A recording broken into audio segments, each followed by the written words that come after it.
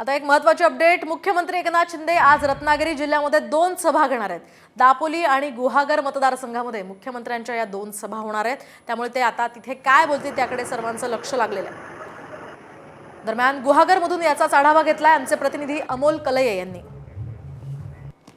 राज्याचे मुख्यमंत्री एकनाथ शिंदे आज रत्नागिरी दौऱ्यावर येत आहेत। एक दिवसाचा त्यांचा हा दौरा असणार आहे आणि रत्नागिरी जिल्ह्यामध्ये हा 2 त्यांच्या जाहीर सभा असणार आहे। रत्नागिरी जिल्ह्याचा जर विचार केला तर रत्नागिरी जिल्ह्यामध्ये शिवसेना वर्सेस शिवसेना अशीच लढत जी आहे ती पाहायला मिळणार आहे। कारण 4 मतदारसंघामध्ये शिवसेना वर्सेस शिवसेना असेच उमेदवार रिंगणात आहेत।